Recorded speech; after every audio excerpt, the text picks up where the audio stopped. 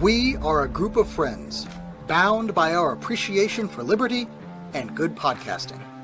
Free-minded thinkers from all walks of life, our values come together with one accord to discuss the common culture and news of the day, along with whatever random crap is going on in our lives. Welcome to the Union of the Unknowns.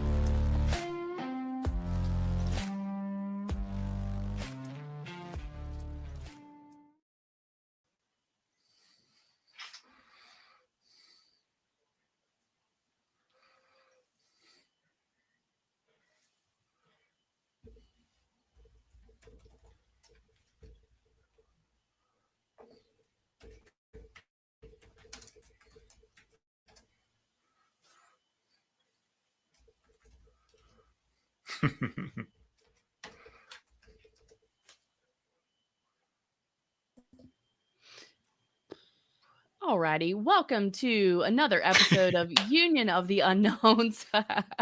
I just did the entire intro Excellent. on mute, and I am Ashley Think Change Repeat. I'm here with my good friend Terry, the Volcano Buster, as Keel Thor would say, and we are happy to be here. Today's episode is going to be what I'm referring to as a bit of a chin wag. We're just going to talk about current events, but not in the same structure as Not Your Mama's News. So thank you so much for tuning in with us. And hello, Terry Canary. How you doing? Hello, I'm very well, Ashley. How are you? I'm doing great. So why don't you give us a little info on what we are talking about today? Okay, so I thought we might talk a bit about current events with a sort of Trumpian flavour. Great to be sitting here with my good friend Ashley. I think of the Unknowns as some of my best friends, forged during the bad period of COVID when we all needed friends who are sensible, when we could talk to about things at a time when most of our usual friends had gone completely bananas. So we agree about a lot of things, obviously, but we have slightly different views on things, maybe like Trump, which we'll get to in a minute. I don't think you could describe any of the Unknowns as Trump derangement syndrome sufferers. Neither are any of us kind of like crazy MAGA extremists. So when I think back at the times of COVID, I remember thinking at the time, I think we talked about it a bit on the pod, I was thinking, this is a really bad time, but I think they may have gone to a little bit too far. It was the craziest Illuminati plan of all time. And I remember thinking, this is going to be bad, but they can't keep it up and things might take a turn for the better. And I look at the election of Trump as maybe a sign of good things around the corner. And I'm not saying he's going to be brilliant.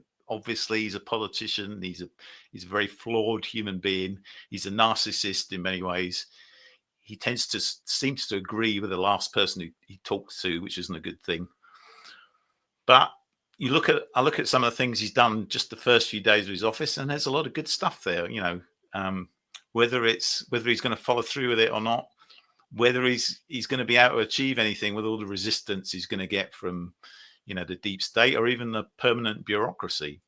And I might talk a bit about that later because I saw an interesting survey about that. But shoot me down if you feel like it, Ash. I'm just a crazy optimist for thinking things are starting to look a bit better.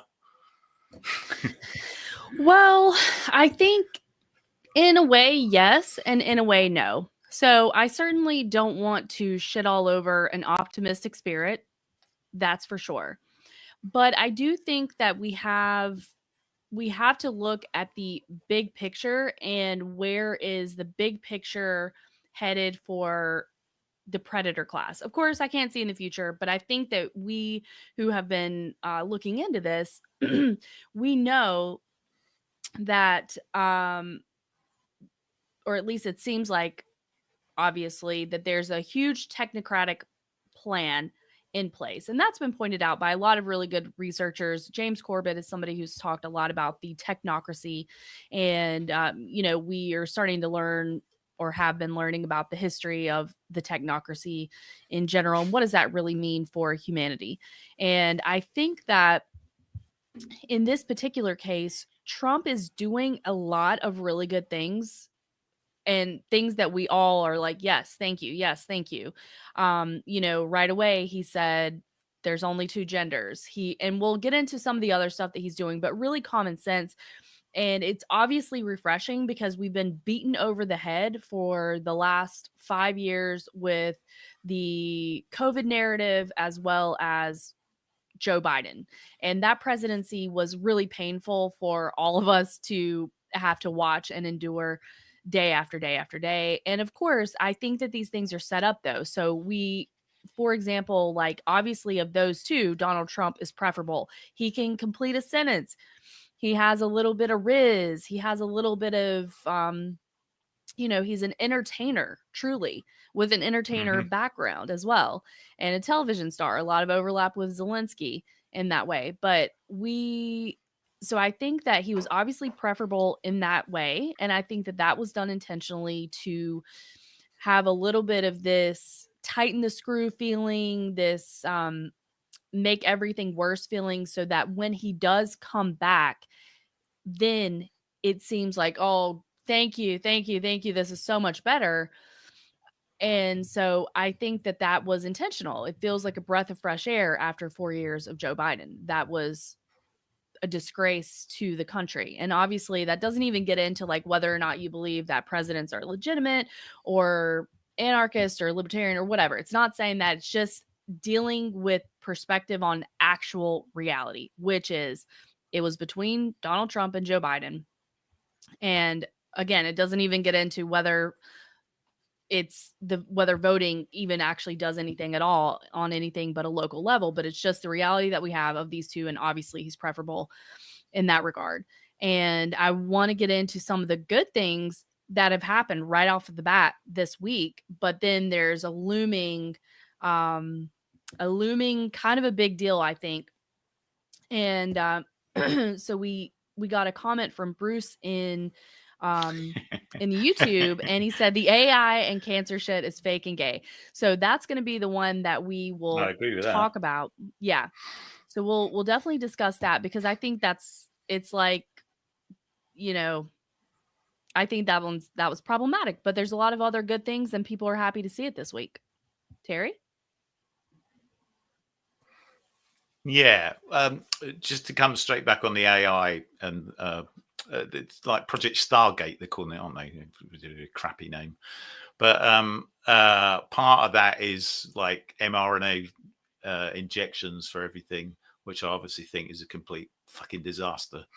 And it's going to be really bad for human health. There was a paper that came out just recently showing quite conclusively that these mRNA lipid particles, nanoparticles, go everywhere in the body and cause a lot of problems, and nobody knows how long they last there either. So that is just awful, complete fucking disaster. The AI thing I'm not so sure about, because someone's going to do it, whether it's China or even Russia, or and AI is not necessarily a bad thing. We get a bit of a bad picture of it at the moment, because it's you're exposed to it via Google and Facebook and all these things that have programmed this ridiculous wokeness into it. So I like to call it artificial stupidity rather than artificial intelligence. It doesn't have to be like that. Mike Adams over at the Health Ranger is trying to use AI to create a sort of natural health solution to tell you what supplements to take and how to treat diseases naturally. So, and it should be quite good at that, because it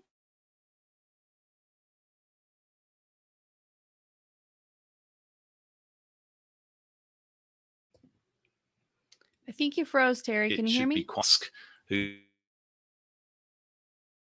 Yeah, I think I lost my connection. Can you hear me again now? Yes, I've got you. Great. So I don't know where I left off there, but I was just saying that even Musk, who we have a lot of doubts about, he actually had quite a good idea about it. He was going to use AI to parse these multi-thousand page laws and put them into plain English, so that you could see what the heck is in them, rather than as Pelosi said famously, we just got to vote this in to find out what's in it. So there's some, you could do some good stuff with it, but yeah, it could be fake and gay. Who knows? Over to you, Ash. Sure. I do think that as a tool that it is something that could be useful. The problem is whose hands is the tool in? So if it's in the predator class truly, then I think that is when you start to have a problem. And then the other potential, I mean, I'm sure there are many caveats, but the other potential caveat that comes to mind is what information are you actually getting out of it? So we saw that people would ask questions of AI and it would lie to them or obscure the truth or, not be honest about the truth of the situation. So I think that is playing into it as well. And that, my personal opinion, I'm not a big fan of AI. I think that is a slippery slope. I think it's actually dangerous and, demonic. And I think that it could really be, I mean, we've seen the movies, right? Skynet is self-aware. Yeah. So I think that is Mhm. concerning in and of itself, and certainly paired with a technocratic surveillance state digital prison situation. I think it's really dangerous. And then that was really one of the things that came out this week with the announcement of Project Stargate, a $500 billion project that is going to be getting off the ground very shortly. And we know that he's working with Sam Altman and Larry Ellison of the Oracle founder and CEO. And I think that these people are certainly of dubious character. And also, when you start talking about the surveillance, so there was a clip of Larry Ellison discussing basically that people would be on their best behavior and that high-speed car chases would be a thing of the past because you could just send out an autonomous drone, and that if somebody started arson in the forest, well, we would know about it. We would be able to, to catch them right away. And I think we always need to be really concerned when we start hearing this kind of rhetoric, because they always frame it in the style of fear and safety. So these things are bad. This is what it's going to save you from, right? Absolutely. And it's a very old trick. It's been used on us many, many times. And then it certainly gets very scary if we're starting to talk about using AI paired with mRNA technology. And I think a lot of us have known that was the direction that they wanted to go, that they wanted to start being able to update our software with this sort of nanotech and that kind of thing. So it's got me concerned. It's got me very concerned. Terry?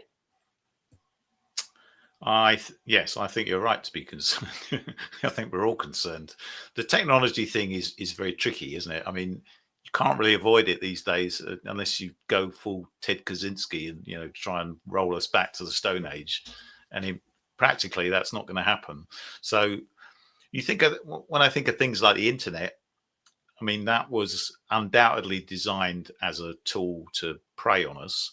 And yet I think, like Sam Tripoli says, I think it kind of got away from them a bit. I think the same could be true of AI, because people are releasing modules that, are available for you to use and customize. That's what Mike Adams wants to do. So maybe that would end up, helping us a bit. But of course, you've got to be on your guard, because that's not what they've got planned for us. What they really want is a total technocratic surveillance state.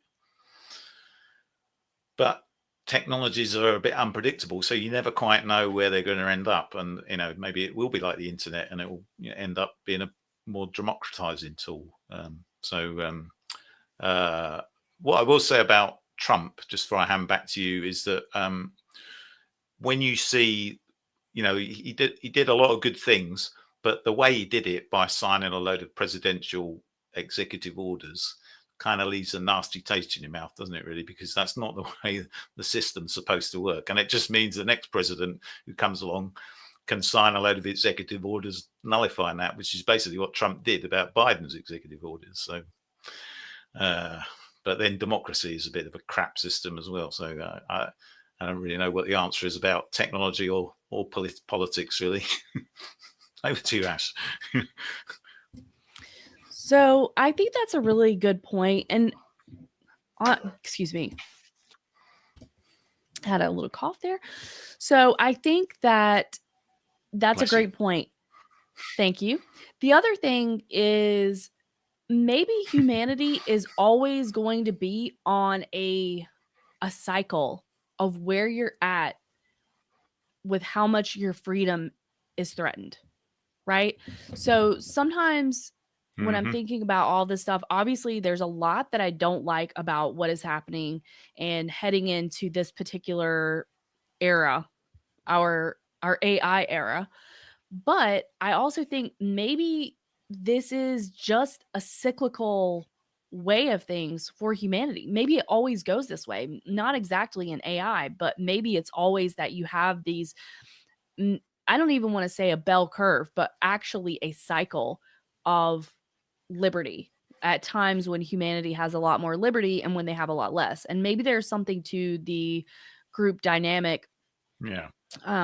And just our pattern here as humans on the long term. I don't know. And I think that's something to think about. Now, while we're talking though about some good and bad things, yes, doing things on an executive order is giving dictatorship vibes. And yes, it can also be easily undone if that's the sort of authority that a president has. And really, the role of the president should be to protect the Constitution, which prevents the overreach of the government. And we're so far past that. That's concerning. But I wanted to talk about some of the things that were done this week that seem like a good thing. And then we can get a little bit more into the slippery slope of Project Stargate. and I don't know a ton about this, but there's an overlap with Project Stargate for like a CIA remote viewing project as well. So if anybody knows anything about that, if you want to drop that in the chat for us, that would be good. I'm not as familiar with that. I know a bit about that. Oh, great. Tell us about it a little bit, Terry. I know a bit about that. It's very interesting. All right. Do you want me to tell you now? Remote viewing is this sort of psychic thing where people can view remote sites using their psychic powers.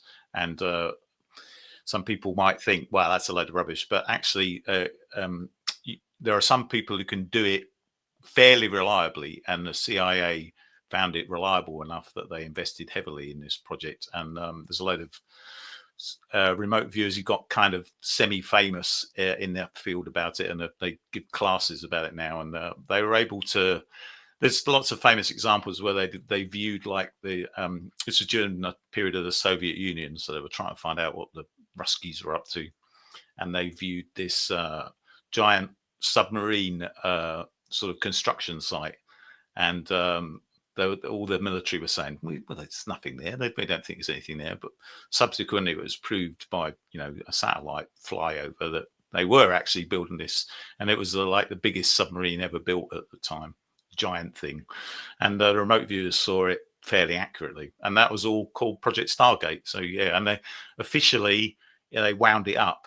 But of course, like everything that the CIA does that's fairly successful, it's probably still going, but in secret. So yeah. Anyway, finish your thought.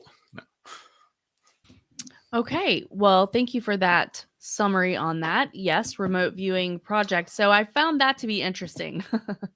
But I sort of feel like it is what's the word? I don't know. It's almost like a threat. We're watching. We're watching you. Mm-hmm. So I wanted to start out by reading a quote from The Odd Man Out, who has the Odd Man Out podcast. It's one of my favorite podcasts, one of my favorite tweeters out there. And he's very big into researching and very educational and a really nice person as well. But this is what his quote said. The new regime is, yeah. The new regime is handing out some delicious candy so they can get the base to swallow the bitter little blue pills, and they gladly will. So I found that to be appropriate and very well said in a succinct way. So I was thinking that we could talk about some of the delicious candy. What has been your favorite delicious candy from this week, Terry? Well, I do like delicious candy, and if people gave me enough delicious candy, I'd probably agree to anything. But there's quite a few that I really liked. There's one that I came across just today. Was there's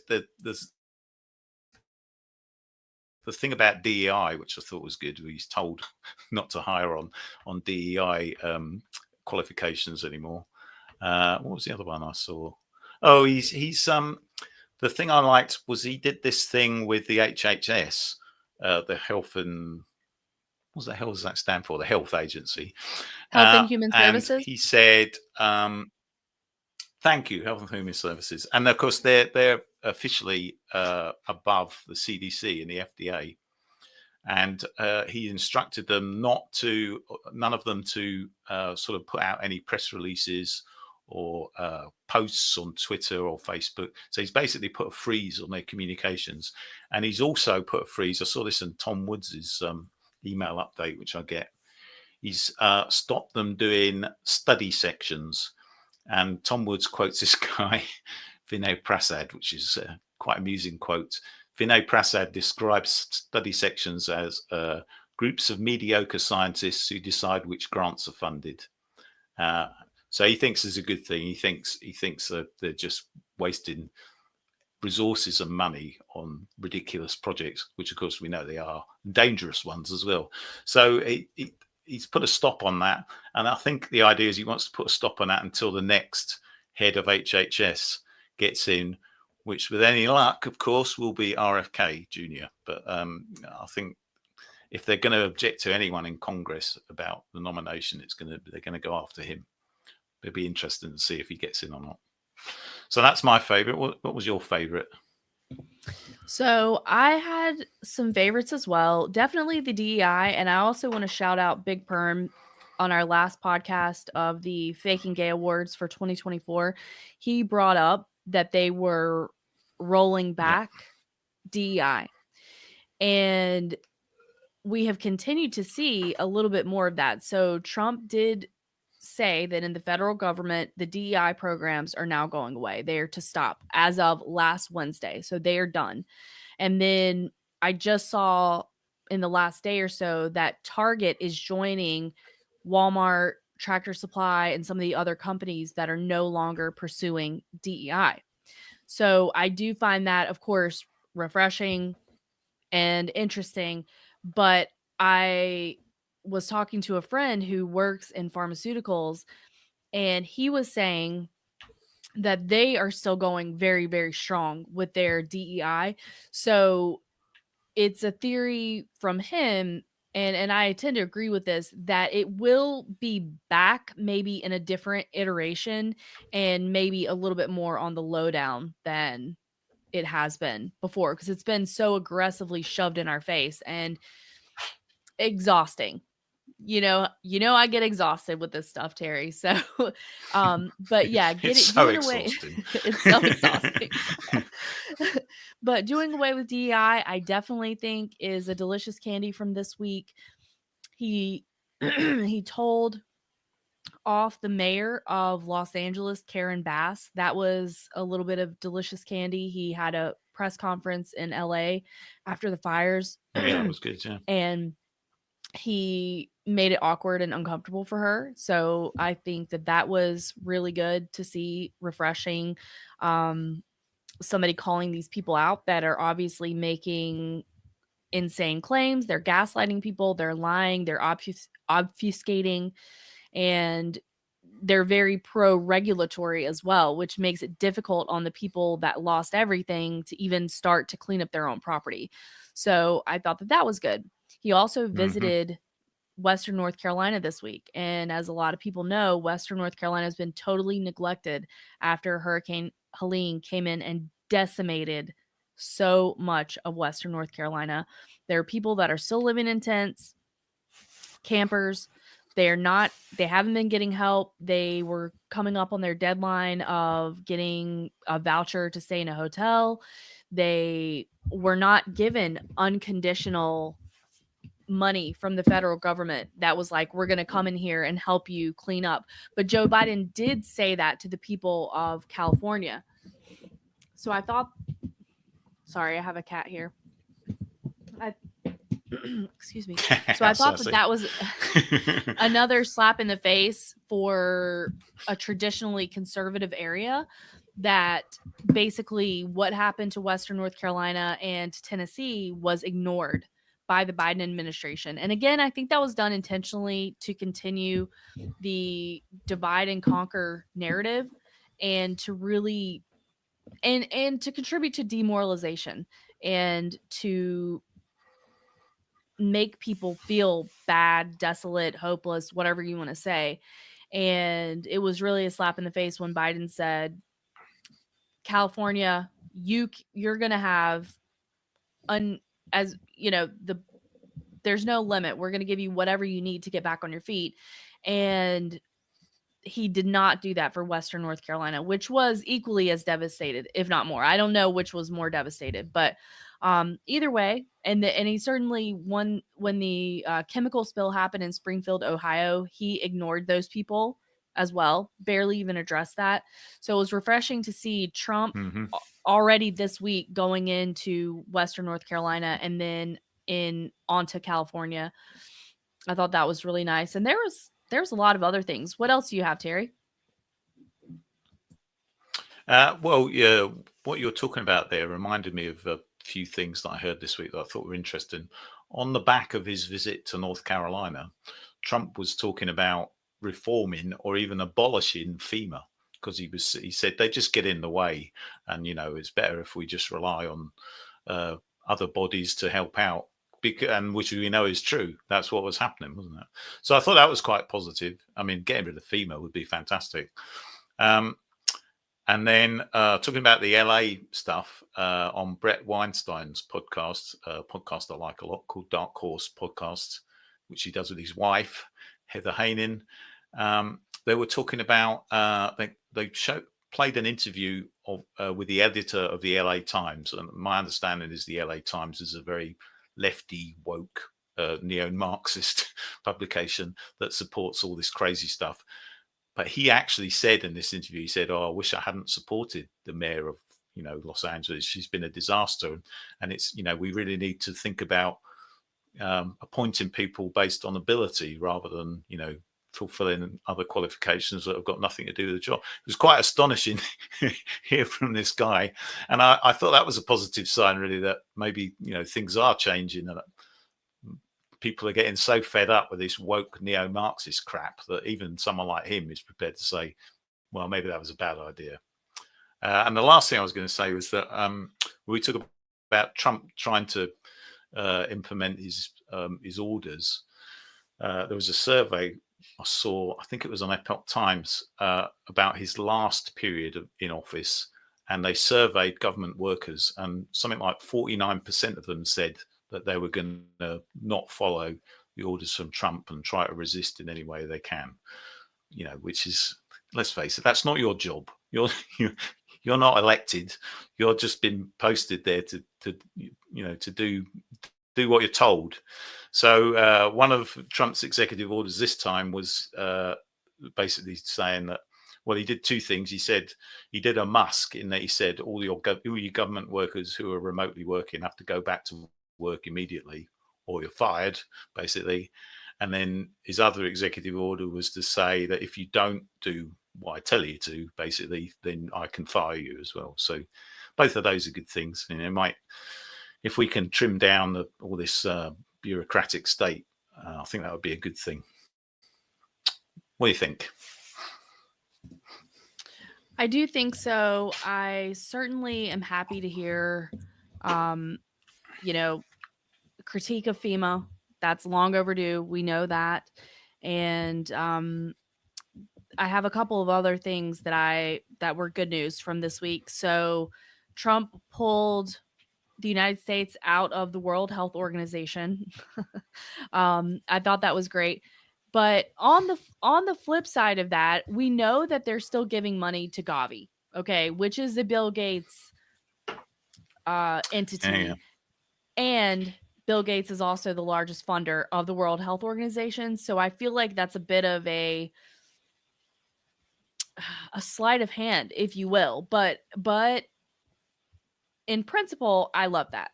Obviously, like I am no fan of the World Health Organization. And he was also, I think there's some banter going on about potentially pulling out of NATO, which we would also love to see that. Yes. And so I think that that's potentially interesting. Again, I can't get too excited about this stuff because I feel like what we know is the plan, which is globalism, which probably is merging the United States, Canada, Mexico. So that I think that's part of all of this. However, just from something good this week, I think it's good. The other thing that is interesting is that the border appears to be getting secured as we speak, which is something that a lot of people have wanted to see for a long time. And then so I think that's good, obviously, like because the border was, as they were saying, if any of this is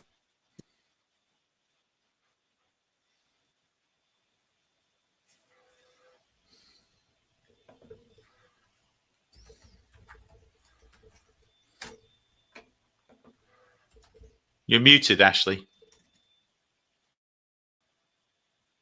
sorry about that. Ashley, you're muted. Apologize. I Can think you hear me hit now? mute. Maybe it was the cat, was it? Yes. That cat Can you hit the hear me? mute button, didn't it? Can you hear me? Yes, I can. Okay, perfect. Sorry. Yes. Can you hear me? Sorry. Obviously not. Yes. Right. This is the best part of the podcast, in my opinion. It's great. All the technical difficulties.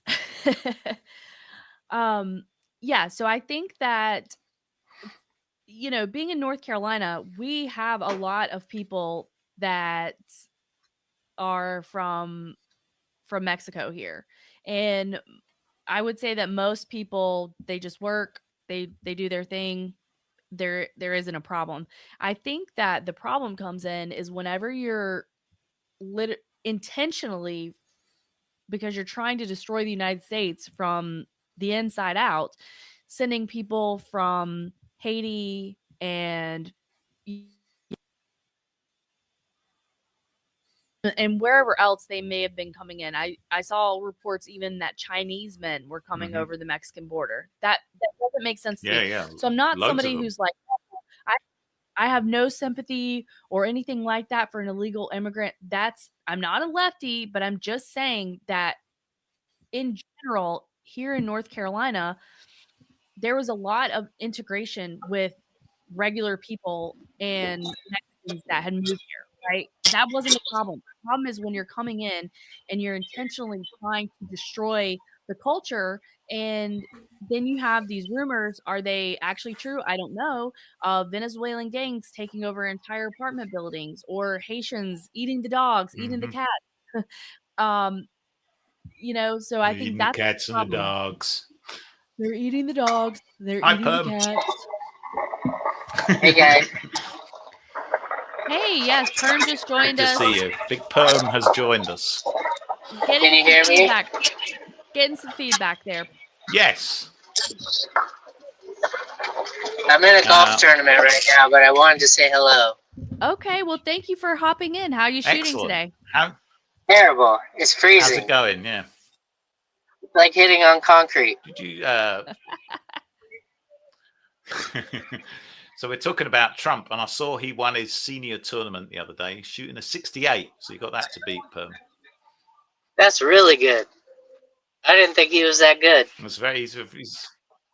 He's I told you I watched that video. I watched the video of him playing with Bryson DeChambeau, and he is a bit of a bandit. I tell you, he's a real player. I wonder if he tells his real score. So anyway, Chico.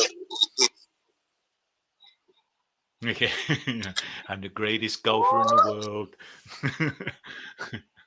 Like Kim Jong-il. I agree with you, Ash. By the way, I agree with you, Ash, about the majority of immigrants are sort of well behaved and just want a better life and work hard and earn lots of money, but there has to be some control somewhere. And the thing about the Chinese is true. I've seen reports on the border, and this whole, these refugee camps set up by the UN refugee organization. Can't remember what they're called, UNFORS or something. And there are whole camps dedicated to just Chinese people. And Brett Weinstein was talking about this as well, and he said, if you want to destroy a country and they've got an open border, what better way to do it than to send a load of guys in undercover, and they can cause all sorts of chaos. So I definitely think that's going on. But so it's great that he's trying to clamp down on that as well. It's just unsustainable for these Western countries to have that level of immigration, and it's a terrible, terrible problem here in Europe. Well, we had, just in the Canary Islands here in Spain, we had 40,000 coming in from Africa last year. And the population, is just not that high here. So, yeah, it's good that something's been done about that. Oh, back to you. Yes, and Perm, I just wanted to tell you, I put you on mute just for when you're not talking, but just chime in whenever you want to. Okay, perfect. So, yeah, I agree. I think that the border was a problem, even though I'm not without sympathy for people that are seeking a better life for themselves, but it was out of control. And I felt like the plan was to have an influx of military aged men, which there's some people on Twitter that have terrible takes on this issue in the freedom or agorist or libertarian community. And they're like, oh, military aged men. Yeah. Oh. And I'm like, listen, they literally are. And if it comes down to another lockdown or another forced this, that, or the other thing, if these people are given the power over the regular citizens of this country because they work for NATO or whatever is going on, then they're not going to have a problem enforcing draconian laws, and they're not going to have a problem being a jackboot to the American people because they're totally detached from the people. And it literally is a plan stated by the globalists. So I think that it's worth paying attention to and not mocking people for being concerned about border security. And until we live in a totally free world where, sure, I'm not paying federal income taxes and I'm not paying state taxes and I'm not trapped here and I'm not felt up by the TSA every time I want to go to another town, then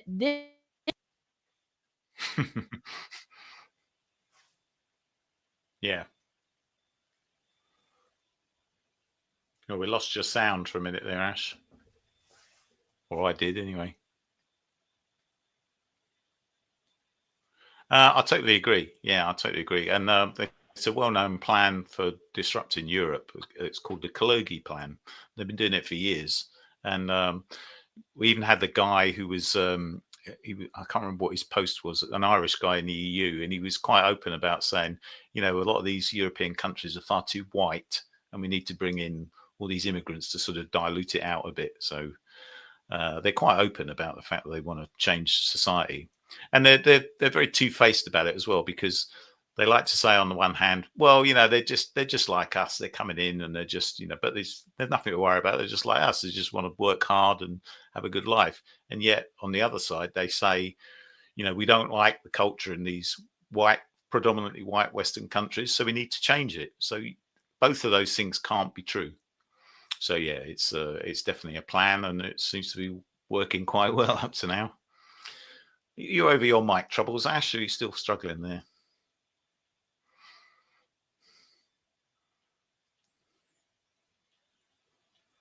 No, we still can't hear you. Never mind. Perm, have you got any thoughts about this? While you're about to putt there, are you? I'm about to chip onto the green right now, but yeah. Excellent. Everything you've said I can't disagree with. It's all in the plan. Can you hear me now? Yes, we can hear you I now. suppose, if you're a golfer, it's quite useful to have some cheap caddies. Yes, we can hear you now. Yeah. Bring in lots of illegal immigrants so we can have cheap caddies on the golf course. That's what I say. I've got a bit of I'll tell you a bit of a story, Ash. Actually, I used to work for this engineering company, and the engineers worked all around the world. There were civil engineers, and they had a lot of jobs in Bangladesh doing sort of irrigation work and that sort of thing. And because Bangladesh has got so many people, if you played golf, you'd have about 3 people helping you around the course. And similarly, on the houses they stayed, they all had like servants and maids and things, because there's so many people that, labor's very cheap. So rather than getting, machines to do stuff, it was all done by people. So yeah, it was like the last days of the Raj in the British Empire. Yeah. Which sounds really nice to be able to have actual people, to be able to afford to hire people to help you if you need it. That would be really good. And for the most part, it's not that way anymore, to be sure. And but anyway, so yes, though I think securing the border is a good thing. I'm sure there's something I'm sure that it's part of the play some way, somehow. I'm not 100% sure about that at this time. And then there was some other good things that I wanted to get into. So there was the pardon of over 1,500 individuals and issued 7 commutations for political prisoners involved in January the 6th. So I thought that was great. Obviously, fantastic. Treating them that way was theater. It was 100% political, but real people suffered. Real people were in jail and being very mistreated for years over this. We all know it was a complete ruse. Mm-hmm. So I was really thankful that those people, I hope they're all out. I hope they're all able to be back home with their family. And then, of course, the other big full pardon that we saw this week was the pardon of Ross Ulbricht. So those were definitely some positive things, truly positive things that I was happy to see done. I've got an update on the January the 6th thing, which I saw today, which is not such good news. That where is it now? I've got this story here. One of the guys who was pardoned by Trump, this guy Daniel Ball, 2 days later he was arrested on because they came up with some other charges that they hadn't used the first time round. So this poor guy has been arrested again and going to be charged with the same old stuff from January the 6th, even though he was pardoned. So obviously what Trump should have done was done a sort of more wide-ranging pardon like they did for Fauci. You're pardoned for everything you ever did and everything you're ever likely to do. And while I'm on that subject, I did hear that the pardon that Biden tried to do for Fauci is not only legally very dubious, but and Trump was saying this himself, actually, it might backfire, because if he is called to testify, he can't now plead the Fifth Amendment and say, I can't say that because that'll incriminate me. Because he's been pardoned, if that stands, so if he doesn't talk, if he is ever called to testify, he might be found in contempt of court or contempt of Congress or whatever. So hopefully something like that will happen. Couldn't happen to a nicer guy. And of course, Trump took away his security detail as well yesterday, which I thought was quite good. Yep, that was another delicious candy. Fauci's security detail was pulled, and Mike Pompeo, the former director of the CIA, his security detail was pulled. Yep. So I was, yes, that was delicious candy. And then I was going to ask you, so have you heard any response from the Trump administration about, did you say Daniel Ball? It's called Daniel Ball, this guy. I just saw this. It's a story that just broke today, as far as I can see. It's in the Epoch Times. No, yesterday it was. No, I don't think I've seen anything more of it. They're saying that it just seems like a load of rubbish. They say he's got something that they didn't charge him with. I can't exactly quite make it out here, but it just sounds very dodgy to me. And they might be floating this up as a test case to think, well, maybe we can charge them all again with something else. So they never give up, some of these people, do they? Yeah, that's concerning, and I hope that we don't see more of that. I hope that he's able to just be able to go home. And I feel like if what they had him on was not enough, then sorry, you missed your chance. I don't think that they should be able to retry him on whatever they've got trumped up. So that's concerning. Something else that was good is there was temporary hiring freeze for the IRS. So I thought that that was good. I haven't seen that. Yep. Yeah. And, they're talking about abolishing the federal income tax. They're talking about an external Department of Revenue. They're talking about tariffs. So I don't really know where all that's going to go. I'm not saying I fully understand it, but I'm just saying, what are you up to? What's going on? It's not just the IRS too. It's a temporary hiring freeze for all government positions. That's a good thing. Excellent. It absolutely is, but it's interesting because that covers a whole lot of jobs. It does. Yeah. Far too many jobs, you might say. Especially with air traffic control being do you know down on numbers. Oh, really?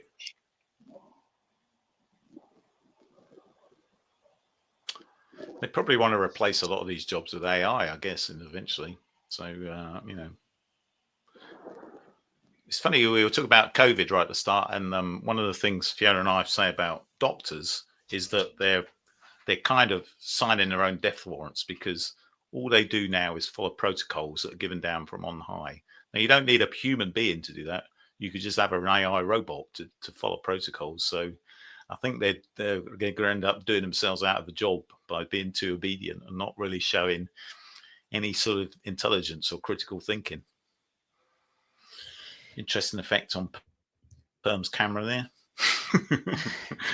So I agree with that, Terry, but I think that was part of the plan, right? So I don't know for sure, but I would say if we know that we had Rockefeller medicine to come in and try to really interrupt homeopathic care and grandma's wisdom and generational wisdom on healthcare, if we know that that was done intentionally, and from that grew big pharma and basically the medical industrial complex, then and basically to have this really, I don't know the exact word I'm looking for, but basically this really scattered approach to people's health. So everything is really, my mind is not working, but basically everything is very specialized. Yes, compartmentalized, specialized, right? So somebody may have an oncologist, a dermatologist, a general practitioner, a nephrologist for your kidneys, a rheumatologist for arthritis and other bone issues, and on it goes. Like a podiatrist for feet issues, and then another specialist to deal with that. So nobody is really, it's all on a general practitioner in a way to try to manage a really complicated case. And that's sort of how it's set up at this time. So I really think that this has been done intentionally to make the system really difficult for people to navigate, to make the system really expensive, and to get people in the pharmaceutical pipeline. So that's what it is. And you are 100% right. So these people are getting their marching orders.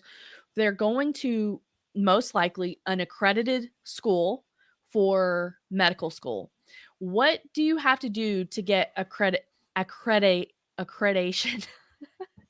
So you probably are getting accreditation. Thank you. So you're probably getting funding from the federal government and definitely from the state that particular school is in, and you're going to have a rubric of compliance that they have to have for their accreditation. And then you're also going to have the involvement of, like, in the States, the American Medical Association. And then above that, you're going to have the World Health Organization. And then you'll have like the FDA and all that things, that all of those groups, and they are working hand in hand with one another, right? So then you come out of this education, and not only do you have the hubris of thinking like, well, I'm a medical doctor, I'm smarter than everyone else, but you have like a very, very propagandized view on health. So even from the get-go, you are not encouraged to think outside of the box at all. And then certainly after COVID happened, we saw doctors who tried to do that actually get punished. In some states, they actually went after their license if they tried to think and treat people in a way outside of the box, even though to that point, people had been able to have off-label uses for medication. But then they acted like that was not possible with ivermectin. And they still use medications to this day for off-label use. And a great example of that is these what is it? What do they call Ozempic? Like an SLG1 inhibitor or something like that. But something like that. But basically, like Ozempic and Wegovy and things like that, they originally were designed for people with type 2 diabetes. Now, of course, the medical association or the medical society at large is not going to tell you, listen, you're being poisoned by water, by vaccines, by food, by hormone disruptors in receipts, in just your day-to-day. So that's never even part of the conversation at all on why people's thyroids are destroyed, why they have trouble losing weight, maintaining weight loss, or they're just generally, people are so much more overweight than they ever used to be. And they never even say, listen, if you get this poison out of your life, if you can stop with the seed oils, use real fat, but they'll still tell you to not eat red meat. They literally still tell people that red meat is what is causing their heart problems.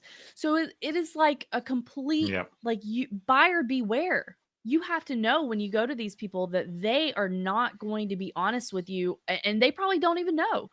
Like, I had some issues myself with my thyroid and like in a hormonal imbalance with it's called polycystic ovarian syndrome, but basically it's reproductive. But I even asked my doctor, and I knew the answer that yes, it is 100% related. But I just asked her just to see, and I don't even go to the doctor anymore, by the way. This is a couple years ago.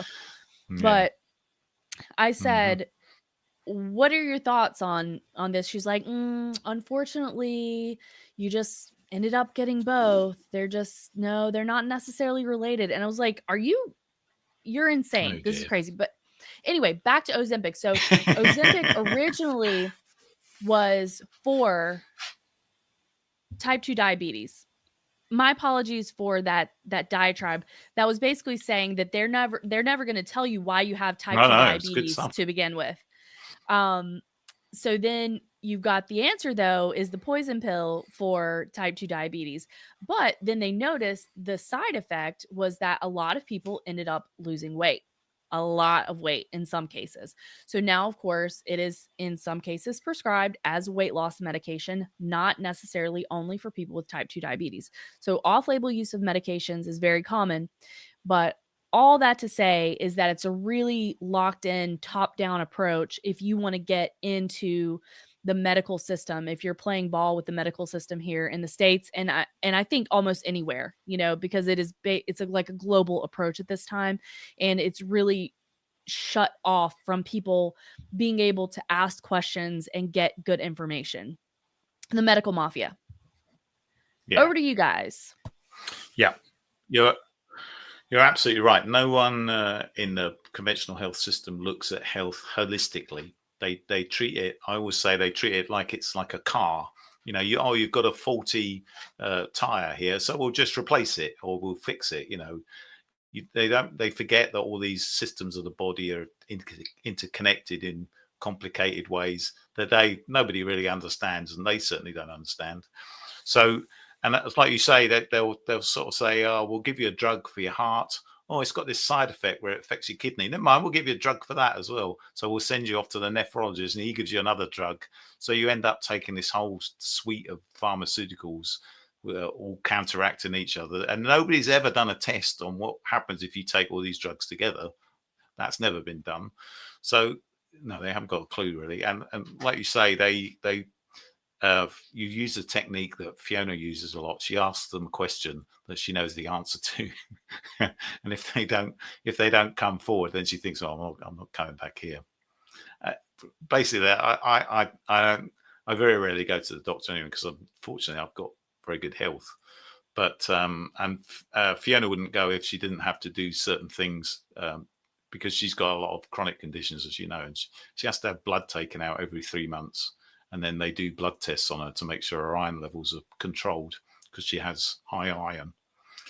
But if it wasn't for that, I don't think we'd go at all. I just don't trust them. And even Tucker Carlson had a good comment on this when he's referring to COVID. Obviously, he said, I'm not going to go to a doctor who's trying to kill me or he doesn't understand that what he wants to give me is going to kill me.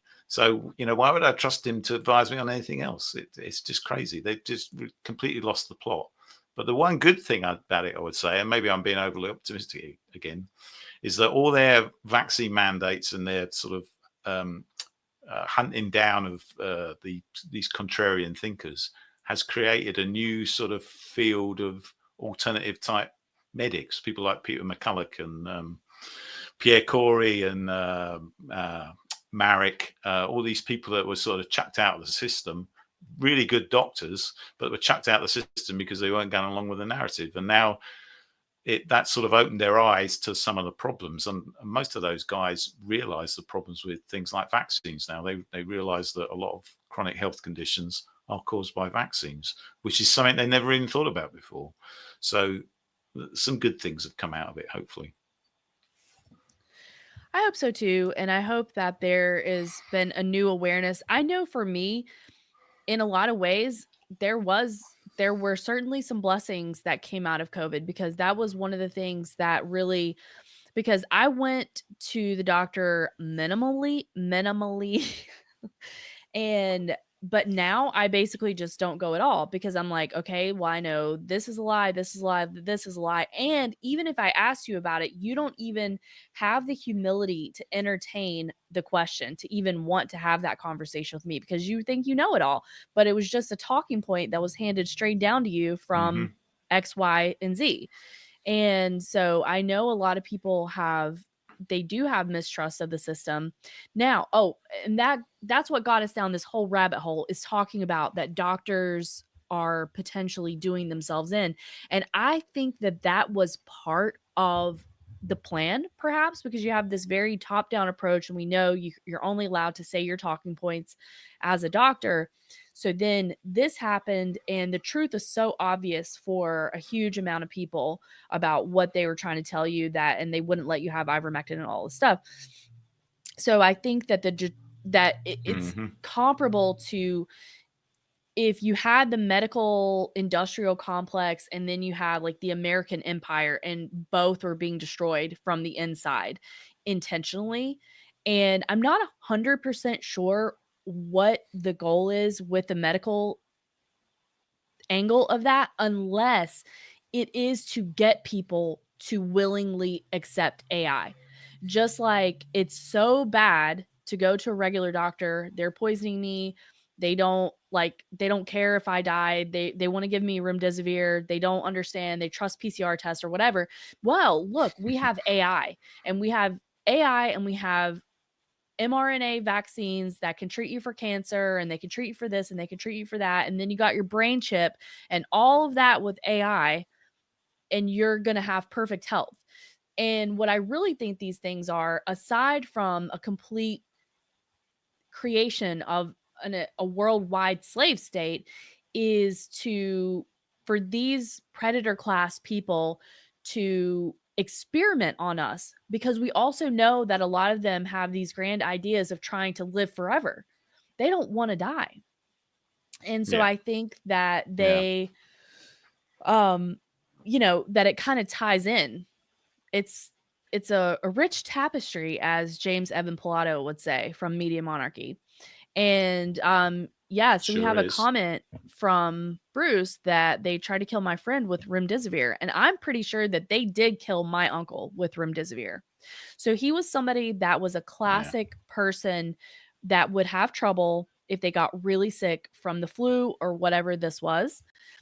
And he ended up getting, quote, COVID really early on, and he was really sick, but he had already had 2 heart attacks prior to that. So then they get him to the hospital. He's totally isolated from friends and family, only FaceTime. Then they ended up saying like, oh, he's not getting better. They put him on a ventilator. Then I'm pretty sure that they gave him remdesivir. He went into kidney failure. They were intentionally dehydrating him because they said that he was retaining too much fluid on his lungs. And then my uncle passed away alone in a hospital. And then these people sit there and call themselves heroes. So it's really, it's not good. It's not good. So I think part of that, though, is it's disgusting. Yeah. And is to let people see how bad the system is and maybe make you a little more willing. I don't know. If you see this and you see the problem with mRNA technology to begin with, then I don't know why you would sign up for a brain chip and an updatable mRNA vaccine for everything tied in with Stargate, but maybe that's the angle. Yeah. While we're being experimented on from a lab rat perspective. Over to you, Terry. Yeah, I would say that in some ways, they can develop all the crazy medical technology they want, but just don't get me involved in it and don't force it on me. The only problem with that is that I know for a fact from Fiona's personal experience that the shedding phenomenon is real, and it caused Fiona a lot of health issues from close contact with recently vaccinated people who came to visit us. So there's no doubt in my mind that the shedding phenomenon is real, and it's a problem for a lot of people. And there's so many stories about it now. And you're talking about I'm sorry to hear about your uncle's story. Children's Health Defence have been sending around one of their buses and getting lots of personal testimonies of people's experience during COVID. So many stories like that of their loved ones getting killed, or people who narrowly escaped hospital just before they were killed by remdesivir. And it's I don't know why anyone would have any trust in the medical system now after what's happened.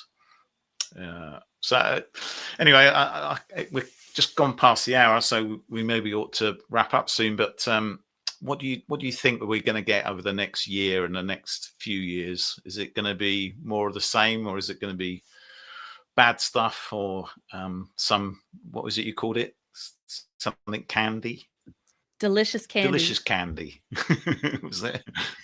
Yeah, that was, I have to credit Oddman for that, but I thought it was a really good way of saying it, right? There's a lot of good things, and you see a lot of people that are conservative who are saying we just can't stop winning. And I'm thinking we can't stop winning except for the looming black slimy hand of Stargate, AI, and an mRNA cancer vaccine. Like, that's major. So yes, there have been a lot of good things. I'm obviously glad to see people be pardoned. I'm glad to see Ross pardoned. And Bruce says that it's 2025. We need to build back better. And we do. So I think there have been a lot of good things. Obviously, like, I would love to see common sense come back again. Trump said there's only 2 genders. A lot of these things are what the regular person who has not lost their mind they want to hear. But I think there's probably going to continue to be some delicious candy. I think that foreign aid was suspended to everybody except for Israel and like Egypt and Jordan that are associated with Israel. Egypt, I think. Yeah, that's a strange one. Yeah. Yeah. So, but apparently that's part of a treaty or something like that. But I just think, I All right. I wish that the wars would stop. I wish that we would stop having a military presence all over the entire world. And maybe we will see a little more peace. Maybe That we would be will lovely. see, yeah, the end of the Ukraine war. That would be good. And so I think that we're going to That would be continue to great. see some good things. And I think we're going to continue to see, like I said, this overarching technocratic state continue to creep in. And there's been a lot of referrals or references from people that are who are studying the occult, like Isaac Weishaupt of the conspiracy theories and unpopular culture. But he's Hmm. referencing the golden dawn. So there's been a lot of references to the golden dawn or like a new age. And I think that people who maybe aren't looking for it aren't picking up on that, but I personally believe that that means more than just like it's a new age, I'm back. Like I literally think they mean a new age from an occultist perspective, and I don't necessarily fully understand what that entails, but I think that it's something that we need to just be looking out for. And I hope that we do continue to see some good things, but there's certainly some creeps that are involved in um in his cabinet, some people that we know are warmongers, and For we've had sure. this discussion, a Mm. lot of Zionists. So but certainly overall I think in a lot of ways it's certainly better than having Biden. Somebody who can't even complete a sentence, that's humiliating for the country. And I think that's It is. yeah, I think that's been done intentionally. And yeah, so that's kind of my predictions. I think we're going to continue to see some good things, but I think that we're going to oh, and I feel like we're going to see this like relaxing of some people in Trump derangement syndrome. It's still going to be there for a lot of people, but I think that from, let's say, a Well, that would be good. CNN, yeah, from a CNN perspective, or a legacy media or corporate press, whatever you want to call them, I think we're going to be seeing a little bit less of that anti-Trump rhetoric. And I think that eventually it has to level out if we're going to get all on the same talking point and we're going to be focused on the technocracy. So I'm curious to see how that Yeah. goes. I could be wrong, but I kind of feel like that's going to be one of the things that we see in the coming days. Now, what about you, Terry? What do you think we're going to see here? Just to come back on the anti-Trump rhetoric, it's not really been a ratings winner, has it, as far as CNN and MSNBC is concerned? So I don't think the ratings have ever been lower. So I think that has to change. I don't know. I think we'll see some good stuff.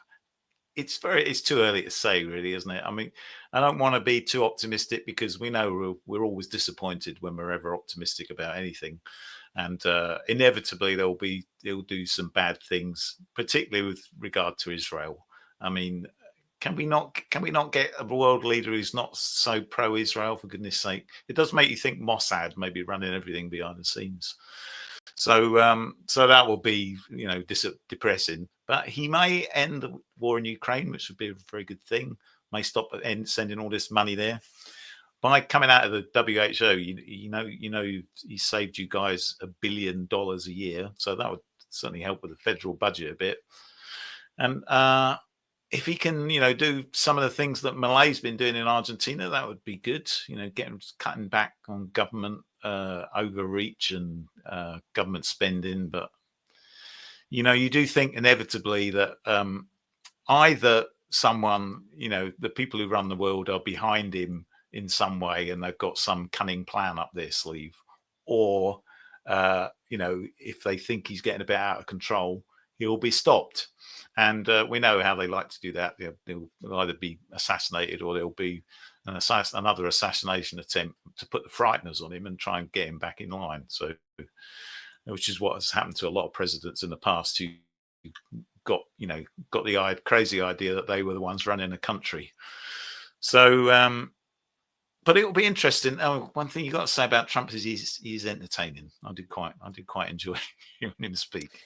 He's much more. I mean, Biden and Kamala Harris were entertaining in their own sort of klutzy way, but Trump is a funny guy, and and I do think what people say is important. The things he says is kind of moving what they call the Overton window, and it's kind of making some things more acceptable, which is a good thing in it. So even if he doesn't follow through on a lot of things, just by what he says and points out the ridiculousness of some of the things that have gone before, is a good thing. So fingers crossed. I hope for some good stuff, but I'm always expecting the bad stuff as well. But when we talk about delicious candy, if viewers and listeners want to send me their delicious candy, please do. I'll be gratefully accepted. We need to get your P.O. box put out there, Terry, so everybody can see you delicious candy.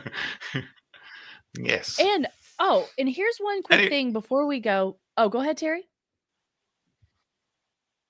No, I'll carry on. And then I'll come back on later on. Okay, so one quick thing before we go. I want to bring up the idea that maybe 2024 was our last election ever in the United States. So when I was in the Bitcoin Mystery School group that was created and led by Vin Armani, he goes by Cyprian now. We all know that. He said this is going to be the last election.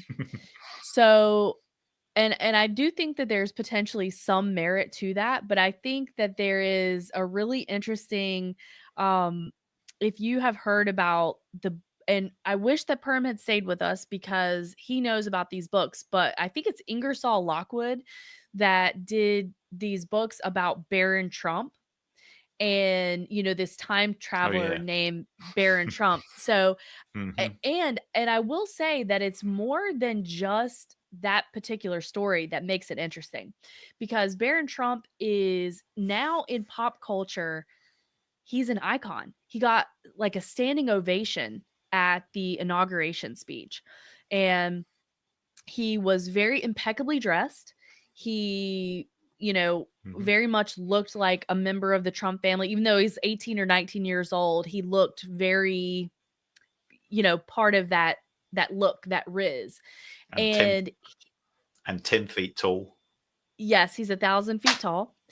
And so I think that it's interesting to sort of see this rise of this Baron Trump lore, right? And then there's even memes out there. And I think this is something to shout out to our buddy, Jen, the ninja. He says that memes are magic. Okay, so there are memes out there of Baron whispering into Trump's ear, and it says, Father X, Y, and Z. So, for example, after Trump won the election, it had Baron whispering the photo of him whispering into Trump's ear. And the quote was, Father, the mids are shaving their heads. So it was talking about these ugly libtards that were shaving their heads because of Trump's victory. But and the memes are very funny, but there's a lot of them out there. And then I also saw a meme after the quote assassination attempt in Butler, Pennsylvania, and somebody was like, almost like the Bill Gates meme where it said, and Perm talks about this too, where Bill Gates got the pie in the face, and that was the day that he decided to kill everybody. And so this was so then after this meme came out with Baron, they said this was the beginning of Baron's villain arc.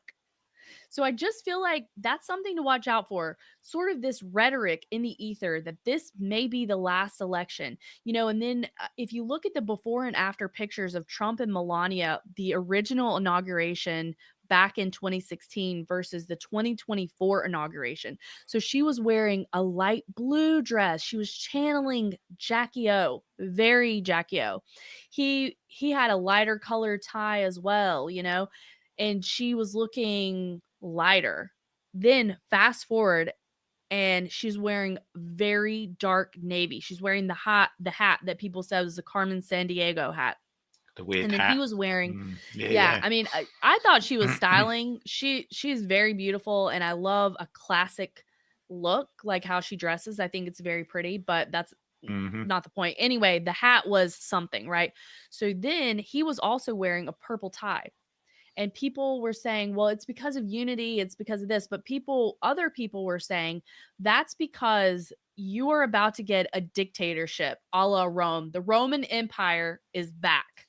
And I thought that was a really interesting rhetoric paired with the books about the time traveler Baron Trump, kind of the Trump lore that his uncle had access to Tesla's information, this story, the assassination attempts, the 12 years of finishing his presidency because of Biden stealing the election. And we also have a member of Congress who actually submitted something for Trump to have a third term.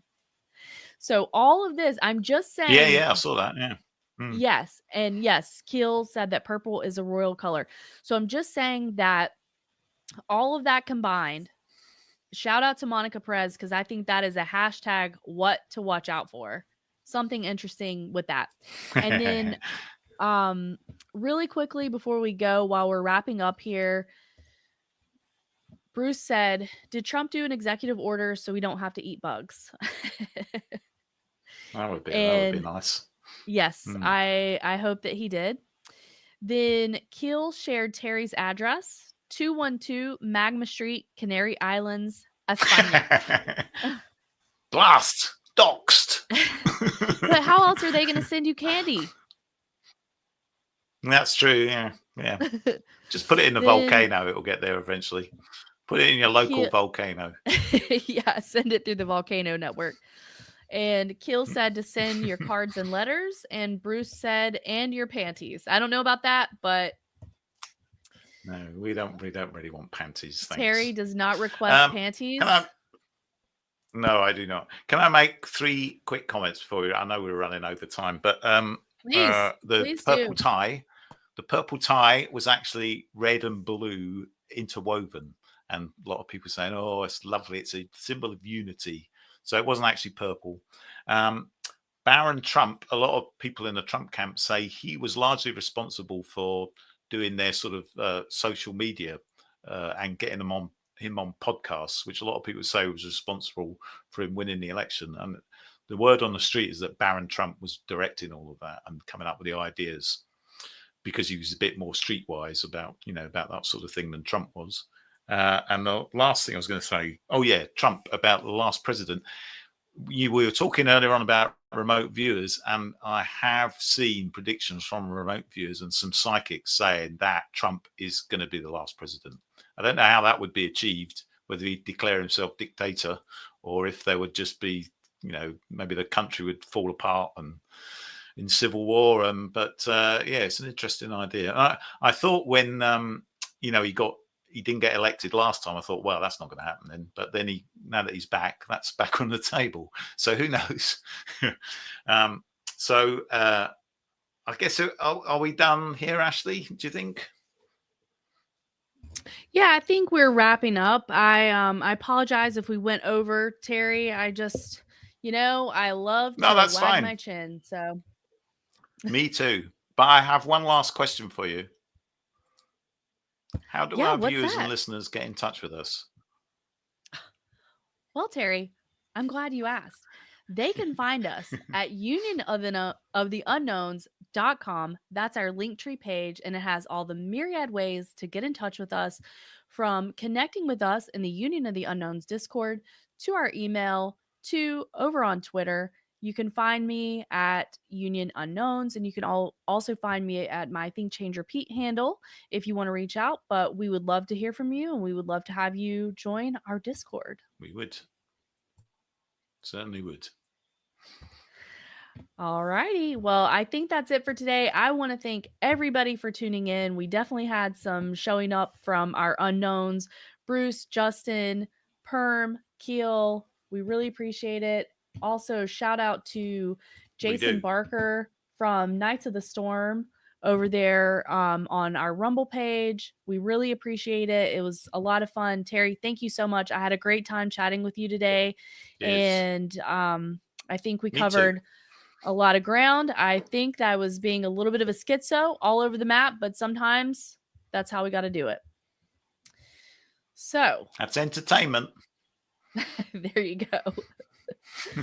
All righty. Well, again, thank you everybody so much. We really appreciate it. And please get in touch with us if you want, if you have anything to say or share or thoughts. And other than that, we will talk to you next time. And as Kilthor says, we are out.